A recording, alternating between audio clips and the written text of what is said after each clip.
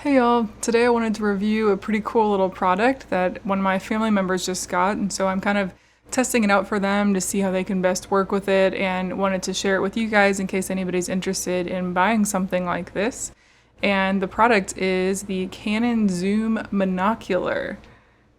It's a digital zoom monocular that you can hold in one hand. You can take videos and you can take photos. So what I'm going to do today is kind of show you each of the different functions with it, do some test shots outside in the woods here, maybe along the water as well, and show you guys kind of what quality of images you're getting from this and how easy it is to use. Now off the bat, this isn't something I would recommend over a regular camera if you are wanting to learn photography. But if you don't want to worry with cameras, or maybe your friends are birders, or like my family member, they just want to be able to walk outside and capture a beautiful bird that lands without having to hassle with their camera, then this may be a cool product for you. So let's go outside, check it out, and then we'll come back inside and I'll give you my opinion on it.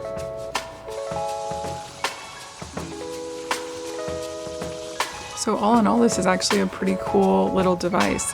It's really small and easy to carry around with me, so I actually ended up taking it around for a week and getting different shots in the woods and at the lake and around my house. When you turn the device on, it starts at a 100mm optical lens. When you press the zoom button one time, it will jump to 400mm optical lens, and then when you press it a third time, it will jump to 800mm digital zoom. So it's pretty intuitive to use right out of the box. You can see here it's a really small type of build, so it's really easy to carry around with you and a good ergonomical design. You have a couple buttons, so you have a photo button for taking your photos, the record button to start and stop video, and then this is a little focus ring. On the top you have a menu button, a power button, and the zoom button. So that zoom button is how you're going to jump in from that 100 to 400 to 800.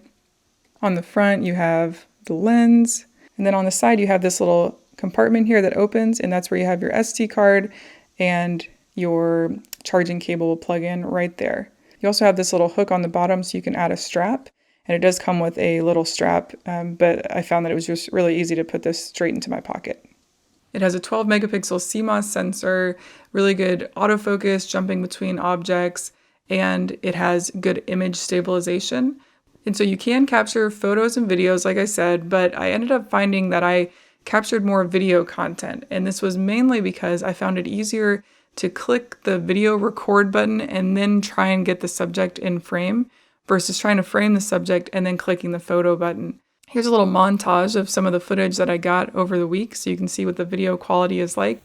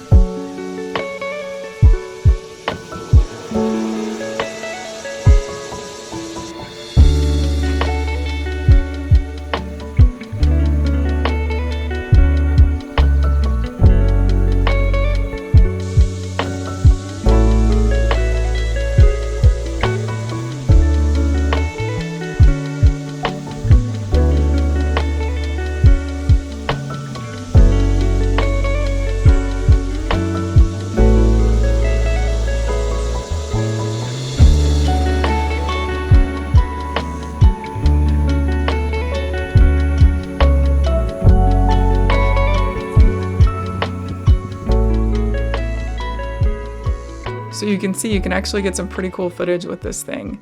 Now here's some of the photos that I took.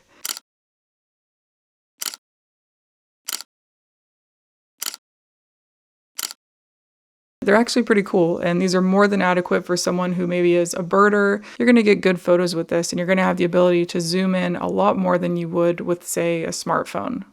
Throughout the week that I used this, I actually only had to recharge it one time, and I found that it recharged really quickly. I was actually really surprised at how well the battery maintained, and I think the biggest feature that is helping with this is the fact that it auto shuts down after about a minute of no use.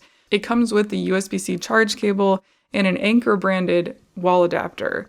All right, so you've heard me say a lot of things that I really like about it, but there are some things that I don't like about it that I wish they would have done a little bit differently. So the main thing is the body of it does not have a tripod screw.